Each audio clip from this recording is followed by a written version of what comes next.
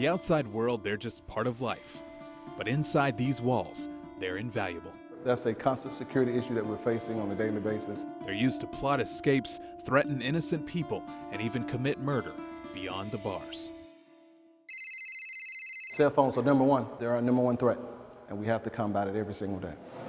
In a place where communication is a luxury, a simple cell phone can be very dangerous. And Director of Prisons Kenneth Lassiter says they're being smuggled in by the hundreds. One cell phone is too many cell phones. In 2005, only about 30 or so phones were confiscated in prisons across the state, but by 2012, that number jumped up to more than 850, and those are only the ones the prison system knows about. Now, one of the most common ways cell phones are snuck into prisons is simply people throwing them over these walls, which means guards have to come out and search yards like this daily to make sure those phones don't end up inside. It's very difficult to try to figure out, one thing, why they want a cell phone, then secondly, once they get a cell phone, what they're doing with it and how they're even getting it through our security measures that we have in place. Now, some of that additional security is right here before you even enter the prison. More than just metal detectors, but this is called a cell sense. It actually picks up the specific metals found in cell phones so they can detect if you're trying to sneak one in.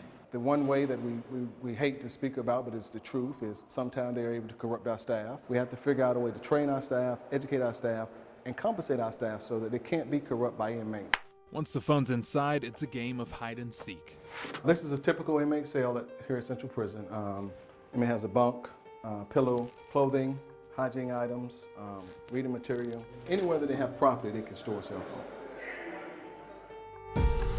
WNCN Investigates dug through nearly 40,000 inmate records to find prisoners who have had infractions for possessing a cell phone.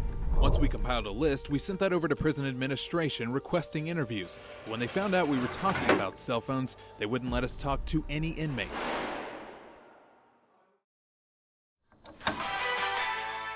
The inmate accused of masterminding the plot to kidnap a Wake Forest man faces a new federal charge tonight. But it was just last year that investigators say Kevin Melton, who's serving a life sentence, orchestrated an entire kidnapping and attempted murder using a smuggled cell phone. We didn't know how this was going to turn out. The victim was Frank Jansen, the father of Colleen Jansen, the Wake County Assistant DA who put Melton behind bars. He spent 5 nights in the hands of a group of very dangerous people. After days of threats and horrifying texts, the FBI was able to find and rescue Jansen in Georgia. But not all cases end this way, and Lassiter says they're trying to find ways to stop it. We're looking at every bit of the technology that's out there currently. We're looking at the best practices, what has worked in other states, and trying to figure out what is best for our system. Cell phone jammers are illegal, and a cell phone tower monitoring system for every prison across the state would cost millions. The question now is, do you put a price on safety to keep these cells out of these cells? Jonathan Rodriguez, WNCN News.